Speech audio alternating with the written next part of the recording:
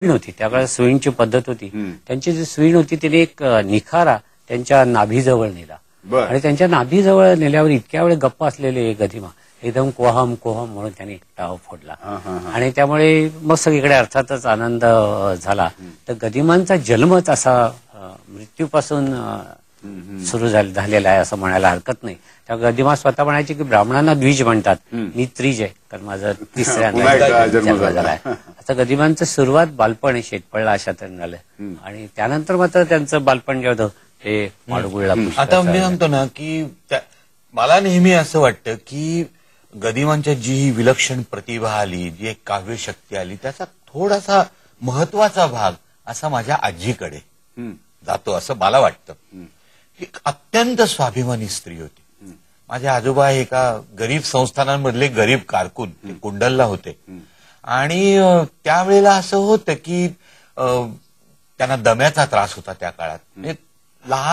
तरुण वयापासूनच त्यांना तो त्रास होता आणि मग तशा ह्याच्यात पाणी वाहून आणावं लागायचं. कुंडलला पाण्याचं अतिशय दुर्भिक्ष होतं. तर त्या जे पाणवठा असेल तिथपासून 2-2 शेराच्या घागरी ते अशक्त आजोबा माझे घेऊन जायचे. एक दिवशी त्यांनी पाहिलं की आपले दमेकरी वडील अत्यंत कष्टाने ती घागर घेऊन जात आहेत आणि त्यांच्या मस्तकात एकदम तिडीक गेली. त्यांनी त्या पाणवठ्यावरनं इतक्या घागरी आणून घरी ओतल्या की घरातली सर्व भांडी त्यांनी पाण्याने भरून टाकली. आणि मग वडील हे सगळं गमतीनं बघत होते. ते म्हणले की आता फक्त संध्येची पळी तेवढी राहिली. आणि मग आई म्हणाली गदिमांना की अरे की तुझे वडील एकटे कमवत होते तर इतका त्यांना त्रास पडतो, तू कमवायला लागलास तर घरात साठवायला जागा राहिली नाही.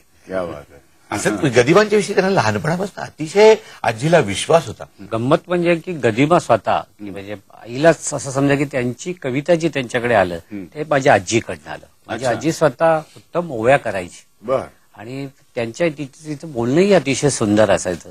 आणि गदिमा स्वतः म्हणायची. गदिमाने एका ठिकाणी म्हणलंय की माझं काव्य माझी गीतं ही तुझ्या गाण्याची दुहिता आहे आई. पण मग साधारणपणे अण्णांनी कविता लिहायला म्हणा किंवा गीतं लिहायला सुरुवात कधीपासून केली? अण्णांच्या पहिल्या कवितेची हकीकत फार आहे. म्हणजे अण्णा शिकायला ज्यावेळेस ते शाळेत जायचे, तुम्हाला माहिती आहे की वाचलं असेल आपण की आमचा मांडे संपूर्ण हा कायम दुष्काळी भाग आणि पाण्याचं विलक्षण दुर्भिक्ष. एके दिवशी वर्गात ही जी मी आता कथा सांगतो ती पेणच्या गणपती उत्सवात अण्णांनी स्वतः सांगितली होती. त्या दिवशी ते वर्गात बसले होते आणि एक मुलगा वर्गात आला. कपडे सगळे फाटके होते, अंगावर मळाची पुटं चढली होती, अनेक दिवस आंघोळ न केल्यासारखे दिसत होती. तर वर्गाच्या गुरुजींनी त्याला विचारलं आल्या म्हणले थांब इकडे, आंघोळ केलीस का? मुलाने खाली मान घातली. नाही गुरुजी. काल तरी आंघोळ केली होतीस का रे? नाही गुरुजी. नाही म्हणल्यावर गुरुजींनी मागचा पुढचा विचार केला आणि खाडकन त्याच्यात थोबाडीत दिल्यावर तो रडायला लागला. रडायला लागल्यावर गुरुजींनाच काय वाटलं ते माहित नाही. त्यांनी त्याला विचारलं काल पण का नव्हती केलीस तू आंघोळ? मुलाने मान खाली घालून म्हणाला मी जातीने महारायची, आमच्या घरी प्यायला पाणी मिळत नाही जी, तर आंघोळीला पाणी कुठं आणणार? आणि बाकीच्यांवर काय परिणाम व्हायचा झाला तो झाला, पण पहिल्या बाकावर बसलेल्या गजानन दिगंबर कुलकर्णी या विद्यार्थ्यावर अण्णांनी त्यांच्या भाषणात सांगितलंय की मी श्रद्धावान आहे. पंढरपुरापासून माझं खेड 30 मैलावर आहे फक्त. आणि त्यांच्या डोळ्यासमोर पंढरपूरचं एक चित्र आलं की पंढरपूरच्या विठोबाच्या मूर्तीवर दगडाच्या अनेक जण त्याचे जे पुजारी असतात शिष्य दह्याच्या आणि दुधाच्या घागरी ओततात. आणि मग अण्णांनी त्या दिवशी त्या वर्गात त्या ठिकाणी कविता केली आणि त्याचे शब्द असे होते. दगडाच्या देवा दह्याच्या घागरी, अस्पृश्याच्या घरी पाणी नाही, पाळी व पोपट गोड फळे त्याला आणि गरीबाला कदा नका. आणि या कवितेनंतरच आणि या सामाजिक जाणीवेतून आणि बांधिलकीतून आज आपण म्हणतो ते महाकवी गदिमा जन्माला. क्या बात. त्यानंतर अर्थात म्हणजे तुम्ही जेव्हा तरुण झालात आणि आपण कळत्या वयात आलात तर अशा काही नक्कीच आपण मगाशी म्हटल्याप्रमाणे अनेक दिग्गजांचा सहवास लाभला. तर अशा काही लोकांच्या तुमच्याकडे आठवणी तुम्ही सांगू शकाल का? बाबूजी असतील, राजा परांजपे असतील. मला राजाभाऊंची एक खूप गमतीशीर आठवण आठवते. म्हणजे गदिमांच्या गीतांचे किस्से आपण नेहमी ऐकतो, त्यातलाच हा एक असा गमतीशीर किस्सा की त्यावेळेला पुढचं पाऊल या चित्रपटाचं काम सुरू होतं आणि काही कामाकरता जाण्याकरता म्हणून राजाभाऊ मोटार घेऊन आले, पंचवटीच्या इथं मोटार थांबवली, त्यांच्याशी थोडंसं बोलले आणि म्हणले बरं मी आता जातो, मला जायचंय.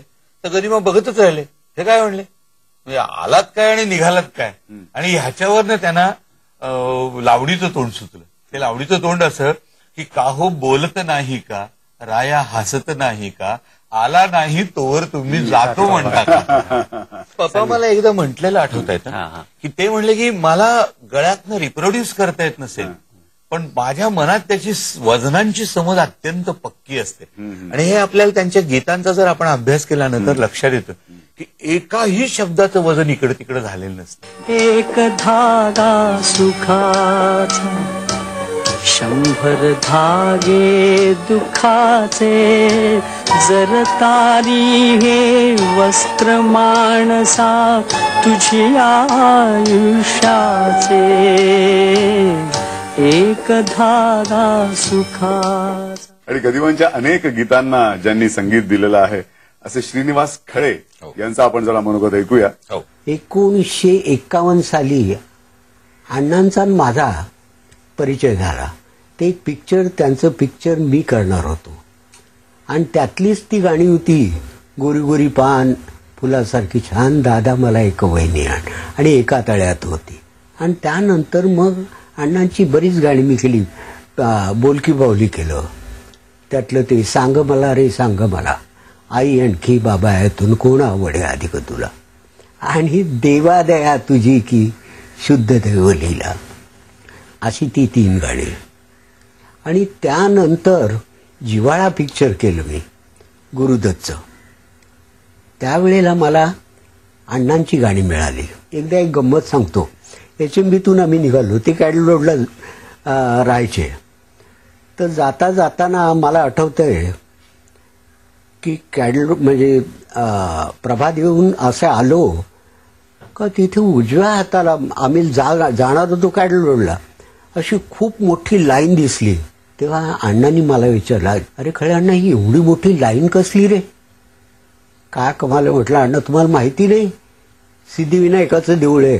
काय म्हणतो, हो. अरे म्हणजे गजाननाला बरे दिवस आलेले दिसत आहेत रे.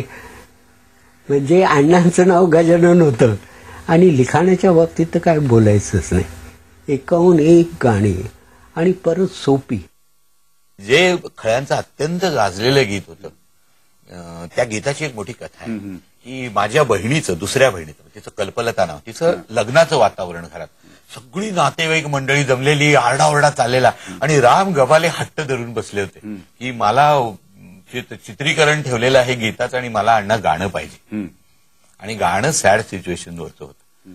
तर बराच वेळ त्यांचं बोलणं झालं आणि मग पप्पांनी त्या वातावरणात, म्हणजे त्या आनंदाच्या उल्हासाच्या वातावरणात जे गाणं लिहून काढलं, म्हणजे एखाद्या माणसाची एकाग्रता किती पराकोटीची असू शकेल याचं हे उदाहरण आहे की तशा आनंदी गजबजाटाच्या वातावरणात त्यांनी लिहिलेलं गाणं, म्हणजे लळा जिव्हाळा शब्द चौघटे, मासा माशा खाई कुणी कोणाचे नाही. बघा केवढं विलक्षण उदाहरण आहे त्या माणसाच्या तत्वप्रियतेचं. लहानपणापासूनच माडगुळकर हे नाव मला लागलेलं होतं की आपण कोणते वेगळे आहोत हे मला लोकांच्या रिएक्शन मधनं कळायचं.